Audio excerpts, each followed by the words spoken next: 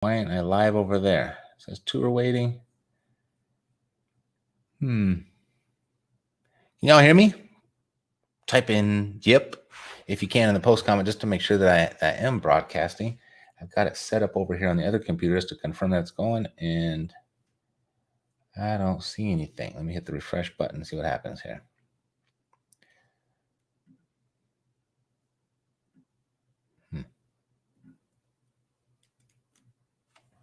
Looks like the whole computer's frozen, isn't it? You there? All right. Well, nothing's happening over there for some reason. This is not good, right, for our very first one. But let me just make sure it's working because it stopped working over here.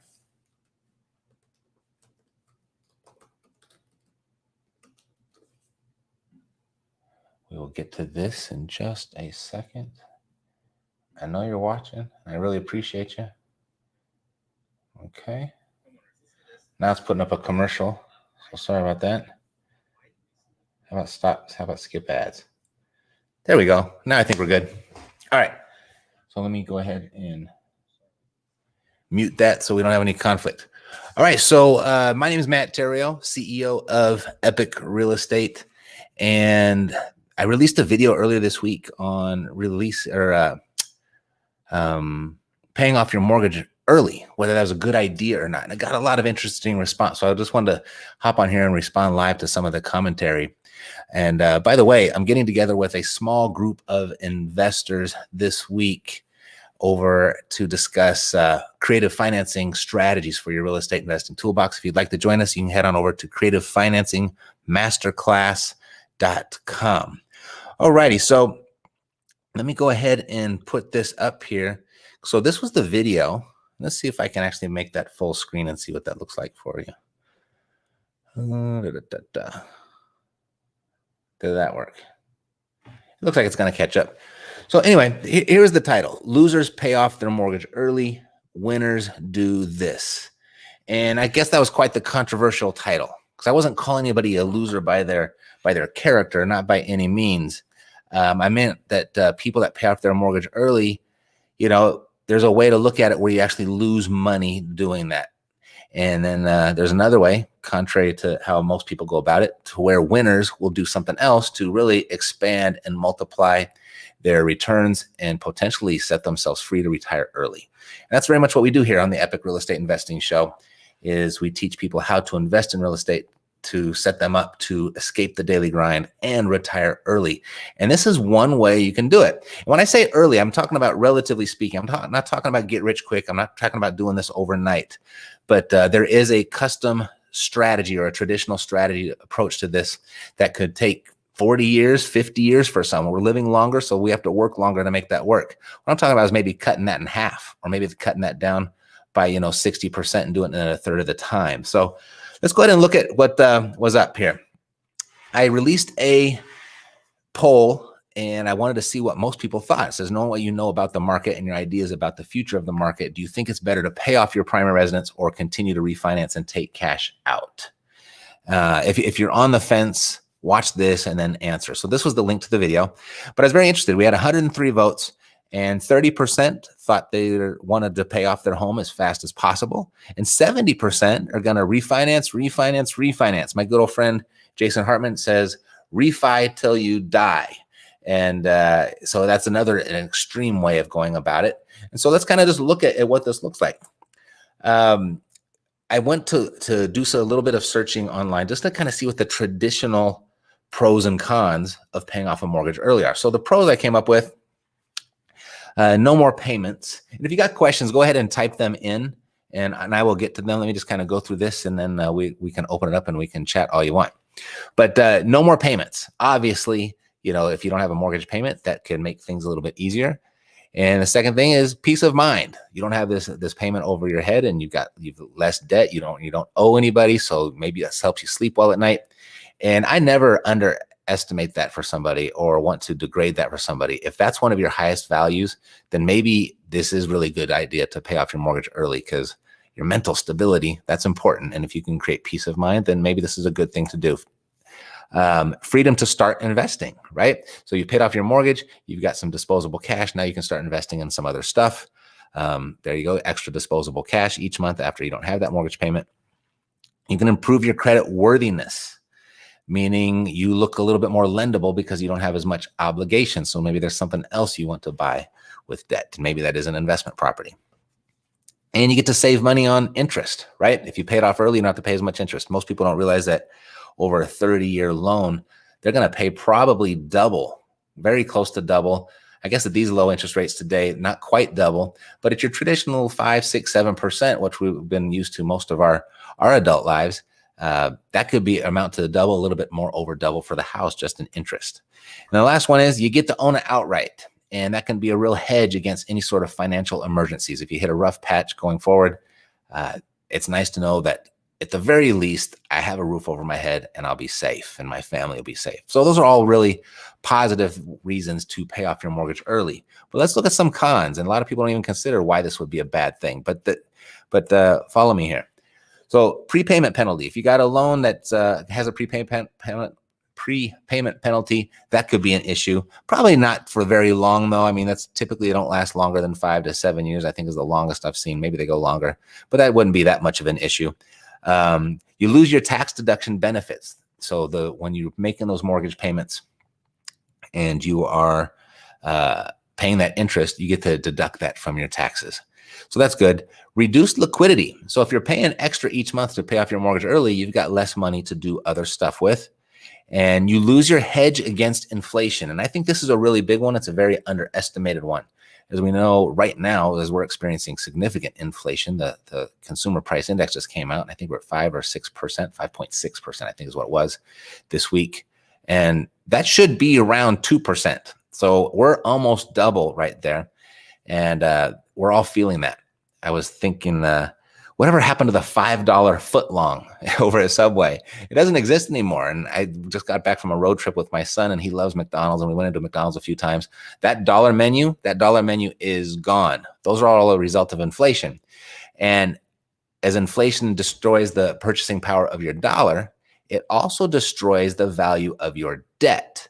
So by carrying a mortgage, that inflation is eating away at that as well. So that's a really positive thing, particularly when it comes to wealth building. And if you have long-term fixed income, that can really, really pay off for you. Next are opportunity costs. So, just by buying a house, you've got to put a big chunk down. What could you have done with that differently? I've always talked about. But let's say you bought the house. That's what we're talking about here. What else could you do with that money that you are sending extra to pay off that mortgage? Could be something else. You could earn more by investing. And, you can do this math as well, and something people don't consider. If you have a 3% mortgage and the stock market right now over the last year or so, I think on average, some people have experienced much better, but on average, I think it's about 9%. So if you've got a 3% mortgage, but you could take that money and put it somewhere else to earn 9%, you're actually creating a 6% return for yourself. If you had just put it into the 3%, it's just a 3% return. So you could earn more by investing, and it actually could hurt your credit score. Your credit score is not just based off your payments. It's not just based off of your debt to income ratio. It's also based off of the diversity and the different types of credit that you have. So those are some of the cons. All right. So that's what most people do, though. Most people are going to side with those pros, like we got no more payments. I get to sleep well at night, or high on the value chart for a lot of people. And that's how most people do it. And I like to show this chart. And this comes from the Department of Health and Human Services. And this is a pie chart of today's 65-year-olds. I think this chart is about 5 or 6 years old, but it wouldn't have changed that much. But you can see 54% are dependent, 36% are still working, 5% are deceased. So right there, that's 95% of the people that follow this type of traditional advice. They're dependent on church, family, or state still to work at the age of 65, or they're still working at 36% of them, or they didn't make it, and 5% are no longer with us. Now, 4% do make it to financial independence. If you look at the definitions, the government's definition of that term, it's not too exciting. But let's look at the wealthy 1%. What are they doing? This is an entirely different game. So I want to kind of show you what they do. Because if you do what the masses do, you're going to get what the masses got. If you do what the wealthy do, you have a good chance of getting what they got. All right. So the winning strategy of the 1%, how do they get there? Let's go ahead and look at this. By the way, that wealthy 1%, let's go back here. This wealthy 1%, 75% of that, or 74%, is comprised of business owners and real estate investors. So that's a clue. That's a hint, okay? But 74% of them either made their money or preserved their money in real estate. And so they all leverage and use debt to do that. So here's the winning strategy of the 1%. Traditionally, you'd want to eliminate debt, but the winning strategy of the 1% is to get more of it. The traditional strategy is to save money, but they would rather stream their money in assets. They buy assets that pay them income each month. And paying off your home early, the winning 1% is essentially never. They never pay it off. They might, just because they can. But as you're building, it might not be a real prudent thing to do. So follow me here. All right. So we're going to talk about three concepts here, to become financially independent and wealthy. First one is we're going to talk about arbitrage, then we're going to talk about inflation, and then we're going to talk about the law of 72. So first, arbitrage. So I kind of mentioned it already, like you could pay off this 3% loan, or you could put your money, that extra money, into a 9% investment. And that 6% difference, that would be arbitrage, right? So you borrow money via refinance or a home equity line of credit, say at 5% interest. And then you could purchase an income property that pays you, say, a 10% interest return. And then you subtract the 5% from that 10% return. That's 5% for you. That there is arbitrage. And there's a very famous quote that Robert Kiyosaki got a lot of pushback for when he said, the rich don't work for money. No, their money works for money. And this is how they do it. Their money works for their money. Is they leverage, and they leverage those low interest loans into higher interest assets, and they get to keep the difference. And that creates the money for them. So inflation. So we talked a little bit about that. No more $5 foot long, no more dollar menu. I know this time last year, my wife's grande Starbucks latte was $4, and now it is $5. We're all feeling the inflation right now. And as inflation destroys our purchasing power of our dollar, it also destroys our debt. So it destroys the debt. And as a real estate investor, because it costs more for goods and services, it increases the rent.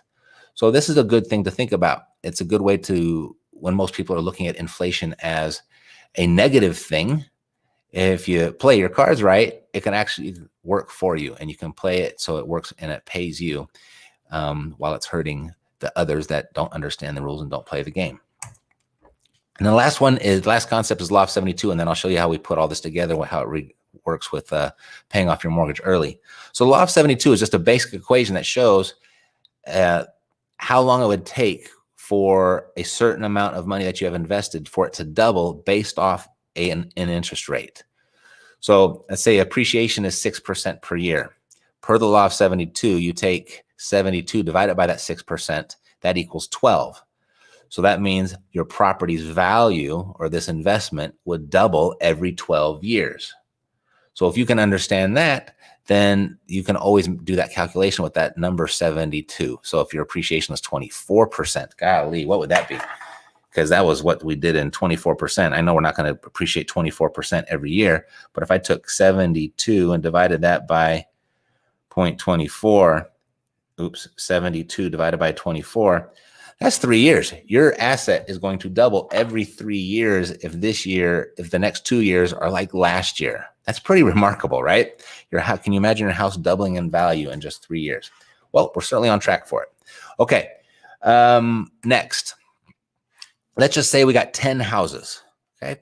We're just going to buy 10 simple houses, and let's say they're all worth $100,000. Multiply that by 10. That gives you a nice little $1 million portfolio, okay? So with that, we're going to need about $200,000 down payment to buy those properties, because we're going to borrow the rest. We'll say we'll need $25,000 on closing costs, $25,000 in reserves. There's our $800,000 mortgage. So basically, to make this happen, we do need to come in with $250,000 to make this work, right? So where do we find this money? Well, you could buy the house one at a time. You could do it that way. But if you already own a house, instead of paying off your mortgage, could you pull equity out to go make these purchases? And some of you might be thinking, where in the world am I going to find a $100,000 property, right? Depending on where you live, especially if you live on the coast. Well, those are reality in the Midwest and in the South. If that's something that you'd be interested in right away, you can go to cashflowsavvy.com and you could talk to Mercedes, and she could very much put you inside of all of those that have some nice, really cash flow, and they're not in bad areas. They're in nice areas. We own a bunch of them ourselves. Anyway, so this is reality, but I'm just using these round numbers for the simplicity of the math. Okay, so then on these properties, you'll probably cash flow about $250 a property, giving you $2,500 a month of income. And so what we can do here is we'll just wait. We're not going to do anything. And then if we were to experience an appreciation, if we were going to have a 6% appreciation rate, we'll just sit here and wait for 12 years. And after 12 years, that portfolio would have doubled, right? So that was our law of 72 at work. So we look at this $2 million, and we could have paid off that $1 million, and now it's worth $2 million, but we got $2 million locked up in the houses, right? No, what we're going to do is we're going to take this $2 million value. We'll go ahead and refinance 75% of that out. So that'll give us $1.5 million of cash. We'll leave $500,000 of equity in all of these properties. We'll take that $1.5 million and we'll pay off that $800,000 mortgage, which would leave us $700,000 of cash. We could use that $700,000 of cash over the next 12 years, which would give us $58,333. And that's tax-free, by the way, because the government does not tax borrowed money. So adjusted for tax, that would equate to about an $80,000 salary. Okay. And mind you, that $700,000, that was like, I didn't invest that in anything. I just took it and hid it under the mattress, chopped it up into 12 parts. And each year I went out and went under the mattress, got my part, my $58,333, and I used that to live.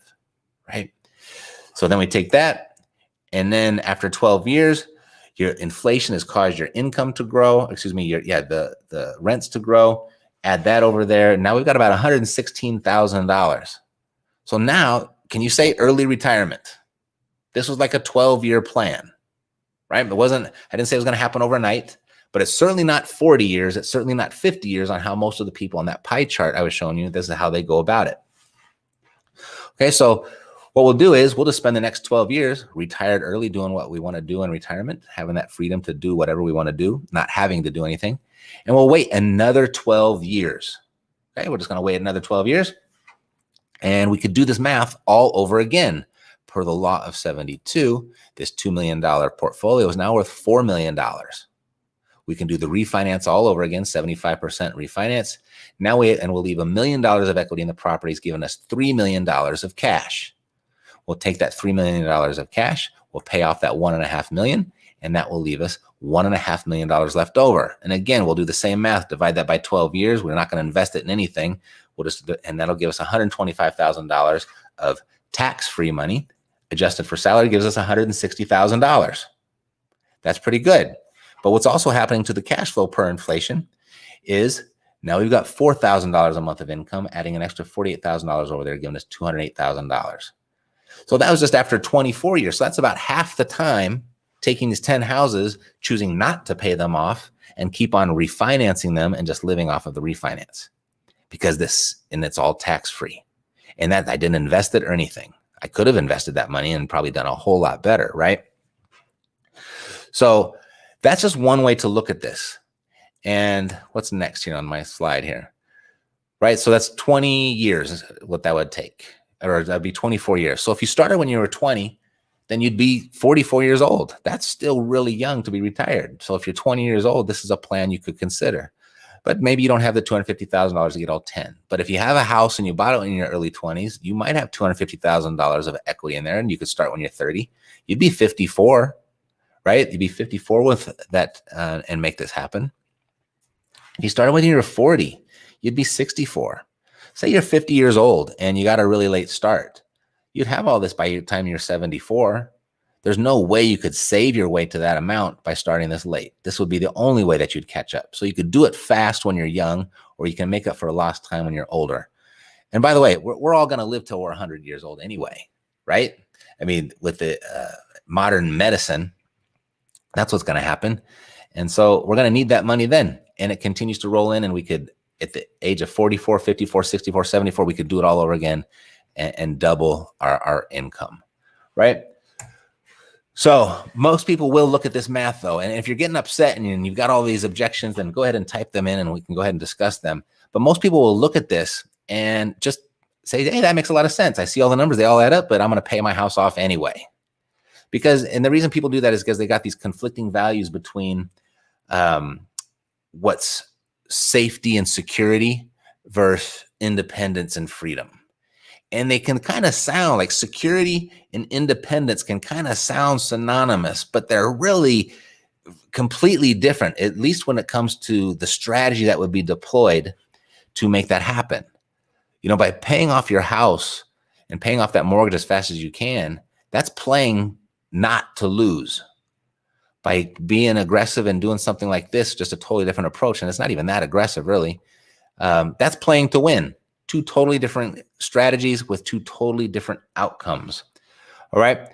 So I went through the comments, and I just kind of wanted to understand and comment on some of these, because I know there's different thoughts out there, and some people think I'm absolutely a lunatic for even sharing something like this, or it's irresponsible for me to even teach this. You know, this guy right here, you guys do understand we're headed towards an economic crisis, so this doesn't work for everyone. Right? So yes, there's a lot of variables in play, and it won't work for everyone because everyone's got a different life and different things happen to them. Look at it more as just a model. I'm not saying this is a guaranteed outcome, but it's a model. It's a different way to look at it. It's an alternative. But with regard to the economic crisis, I don't know how he knows we're headed towards an economic crisis. I don't know that we're not, but I also don't know that we are. So you could sit around and wait for the economic crisis to happen and do nothing, or you could be a little proactive and work towards it. You know, with regard to an economic crisis, you know, that's a really big definition that can mean a lot of things. And I know a lot of people are thinking like the collapse of the dollar or something like that. Well, there's no better position to be in than having an asset that's inaccessible. That's a necessity for human living. Like everybody needs shelter. And everyone's going to have to pay for that, right? One way or the other. And there's no better place during an economic crisis than to have something that people need and are willing to pay for. So that's one view of it. But I know it's not uncommon, and I'm not condemning them because I know there's plenty of people out there that think this. But there is another side to that. And you just can't make these predictions based on everything is going to be perfect. And I wasn't making that prediction when I showed you that model that everything's going to be perfect either. There's going to be stuff that happens along the way, and we'll get to that in a couple more of these comments. So this next one was, this only works under ideal economic situations. It does not take into account the many life fluctuations we are seeing play out presently. It's a model. Perfect. So that's kind of what I just said, right? But here's the first part. The reason I showed this again, not to be redundant, but this first sentence, this only works under ideal economic situations. Well, the traditional method to retiring early, that only works under ideal economic situations as well. And you have to start when you're really, really young. You have to start when you're 20. You can't fluctuate. You have no room for variables. You have no room for life emergencies. You have no room for financial emergencies. You have to stay the course for that plan to work. You have to start when you're 20. And I don't know how old you are right now, but I know when I was 20 years old, retirement was far from my mind, and I was not starting then. So, and we watched the statistics, and I showed you that pie chart earlier, that 95% ain't making it following that other plan. So granted, under ideal economic situations, the exact model I showed you, yeah, it'd have to be good economic situations and not a whole lot of speed bumps along the way. Under the alternative, like the Dave Ramsey or the Susie Orman plan, that again, you're going to need ideal economic situations for that as well. So what plan would work without ideal economic situations would be the big question. If you know of one, let me know. But we're all kind of subject to what life can throw at us, and it can kick us in the teeth every once in a while. And I would just rather be in a position of holding cash producing assets when my time comes for my teeth to get kicked in than to just be sitting on a 401k that I can't touch until I'm retired, for example, or having all of my money locked into my house. And now I got to sell it to make up for whatever emergency just happened. I'd rather have my investments paying me income and having everything secure, whether I'm up working and have the ability to work or not. Right? So I'm just kind of throwing different types of stuff that life can throw at us. But the thing is, this only works under ideal economic situations. Well, so does the alternative. So what would a third way to do it be? So I'd love to hear that if you got an answer.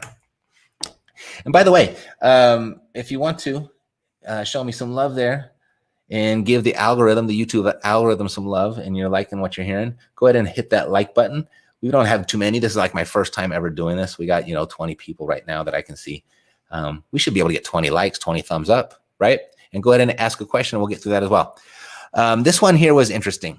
And by the way, I'm getting together with a group of investors for a creative financing masterclass this week. So if you'd like to join us and you want to learn how to creatively finance your real estate and kind of incorporate this type of ideology and a bunch of other stuff into creating wealth and doing it in a much faster way, then you might want to join us. Go over to creativefinancingmasterclass.com. There we go. Had to remember creativefinancingmasterclass.com. Anyway, so this one here says, you're not wealthy if you own nothing. Most people will never be as free as when their residence is paid for. You can always go back and borrow against it if needed. Most people will never be debt free, and that's sad. All right, so there's nothing wrong with what this person is saying, and I'm not saying it's good or bad either. But what really it comes down to is, how do you define freedom, right? How do you define wealthy? It says you're not really wealthy if you own nothing. Well, the wealthiest man to have ever lived, J.D. Rockefeller, once said that the secret to being wealthy is to own nothing and control everything. And that's really what real estate is a game of, is controlling the real estate, but you never really totally own it. And, I don't know who this person is. I don't know what their financial situation is, but J.D. Rockefeller says something very, very contrary to that statement. Next part says, most people will never be as free as when their residence is paid for. I don't understand what that means, right? If you have a house and it's paid for, I don't know how that defines freedom all by itself, because you still have to go to work. You still need income. Just because you don't have debt doesn't mean you don't need money, right? So that's a questionable statement there. And I guess it also just depends on how you define freedom. Then the next is, you can always go back and borrow against it if needed. True. And that's kind of what I'm talking about. But you can always go back and borrow, and the most you can borrow is what the house is worth. If you're constantly refinancing it and playing that game of inflation and having that law of 72 work towards you, there's no limit really to how much you'll be able to borrow. And I just have the mindset, like, if I'm going to borrow against it anyway, why put it in there? Because it's not a really good store of value. There's other places you could put that money that could not only appreciate faster, but could also appreciate and produce an income as well, such as an income property. And then it says most people will never be debt free, and that's sad. So this person obviously places a lot of value on being debt free. They think debt is bad, and that's okay. I'm never going to challenge anybody and argue with them about that. If they don't want debt and they don't like it, then that's fine. But not all debt is bad, contrary to what Dave Ramsey would say, because he would totally argue with me. There's a difference between good debt and bad debt. Bad debt, certainly paying on things that don't appreciate, paying on things that don't pay you, for sure. That's bad debt. Good debt, if you could use good debt to buy something that pays you more than it costs you to take on that debt, you have improved your situation. You've been able to leverage arbitrage. I think I got one more here. Let's see. Nice video, but you make it sound like there's never a repair cost. Please be more real with numbers, roofers and plumbers, and midnight calls. Okay. So I really like this one, and I actually took some time to think about this and responded to this one. And so I didn't forget anything, and I've addressed some of this already, but let me just I put here. Said, Eric, you're right. I could be more specific with the real numbers. Like, I could have mentioned that owning 10 properties could qualify you under the tax code as a real estate professional. thereby virtually eliminating your tax liability via depreciation and deductions from your source of income in your first 12 years. So I didn't factor that in, but that's a realistic number. I could have factored in the amortization to show that you could refinance actually a lot more than what is shown. I just took 12 years, doubled it, and then took out 75%. But likely over 12 years, you've paid down a lot more of that equity. So you could have borrowed a lot more than what I even demonstrated there. And then I could have factored in the returns if the money refinanced out was actually invested in something rather than storing it under the mattress, as this example showed. So that money I was refinancing, I didn't do anything with it, but I could have put that in the stock market and got a nice 8%, 5%, whatever, something very conservative, but I didn't invest that at all. So that could have been a lot more money. And then I could have factored in if you continued purchasing and didn't stop at 10. Like this was just 10 properties. What if you kept buying one more a year? And after 20 years, you had 20 of those properties, and now you could do all this amazing math and refinance. What would it look like then? And I also could have factored in making the properties short-term rentals, thereby multiplying each property's income by 3. So I just did a very conservative traditional rental income of what that would probably produce and how that grows a little bit over time with the inflation. But if you turn those into short-term rentals, which is probably one of the more thriving businesses in the country right now, you could have multiplied that income by 3, and that could have been way better. So there are many more variables that I could have factored in, of which any single one of them could make up for intermittent roofer emergencies or plumbers, stuff like that. But I did use real numbers for how most people are going about their retirement. That pie chart that I showed you from the Department of Health and Human Services, those are real. The stats are in on how the traditional model of retirement plays out for most people. Thus the need for alternative ideas. So what I showed was just an alternative model to retirement. It's food for thought. If you like it, go ahead and run with it. If you didn't like it, leave it where it is and continue down the plan you're going. And by the way, to be fair, I did start the example with $25,000 in reserves. I didn't totally forget repairs, Eric. So I'm hip to that. But I appreciate you watching. And if you are concerned about those midnight calls, I've never had one. Never had one because I have property managers for that. So I've never really had that. And I don't know why people always throw that out. Like, why would you want to be a landlord? Because you're going to get called in the middle of the night with a clogged toilet. I have up to almost or just a little bit over 50 properties right now. I have never had to wake up in the middle of the night to go over to a tenant's house to clog or unclog their toilet. But people like that one and they use it. But in reality, it doesn't happen too often. Okay. All right. So where are we at? Go ahead and look at the questions now here. Boom. All right. So this is all working. Thank you guys for being here with me on this very first one. El Noir, what up? Good to see you here. Hans, Matt, awesome content. But how do you refi if you hold your assets in revocable trust that you're owner financing on contract for deed? All right. Let me process that, Hans. There's a lot there. How do you refi if you hold your assets in revocable trusts that you owner financed on contract for deed?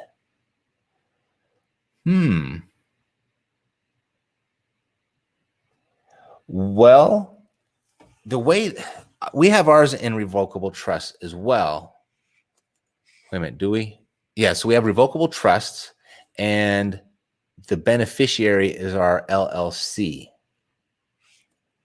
And we refinance our LLC. So I guess I don't understand how you're getting stopped. Maybe you just need a new lending resource. I had to really process that. There's a lot of words there. But we have ourselves structured very much in the same way. But you do have a contract for deed there. So if you did refinance, that would eliminate your contract for deed and put you into more of a traditional mortgage. So maybe that's where the sticking point is. Laura Davis, this is great. Thank you. Followed you for a while, and I need to get my money out of retirement. Yes, absolutely, Laura. You know, there's two foods for thought. You can retire your money, and then you keep working, right? Or you can put your money to work so you can retire. So good. Thanks for hanging around and listening. Okay, can you creative finance these? Of course you can. This would work with all types of creative financing. And sometimes, like, you know, by the way, if you want to join us at the Creative Financing Masterclass, that's happening this week, and we'll be talking about exactly how that would work. But sometimes we might not want to refinance based on the loan that we have. And one of my favorite ways to creatively finance a property when I'm dealing with a private seller is to use a principal only loan. And so if I have a loan there and I'm paying off that property really fast and getting a lot of equity, then I might wait a little longer, because then I could do this refinance and pull a lot more money out. Okay. So it's, yeah, the quick answer is yes. I'm running down a tangent there. Sorry about that. I want to get 10 properties using less of my own money. Perfect. 10 properties is not that difficult. You could do that. If you did one a month and you took 2 months off, you could do that in 1 year.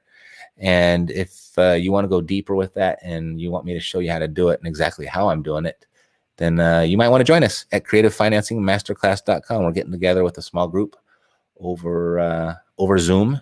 It's going to be a full day workshop, and you can answer all the questions you want. You don't have to travel. It's going to be cool. I got some really cool guests coming. So all the details are there. Take a look. You got nothing to lose. If you like what you see, join us. If you don't, then don't. And then we can maybe cross paths somewhere else later on down the road. All right. So this is a lot of fun. This was good. I'm glad you were here. Thanks for participating. Hit the like button before you go. I'd really appreciate it. And YouTube appreciates that as well. Sorry for the slow start right in the beginning, but that's all I got for you. And y'all be good. And I will see you next time. Take care.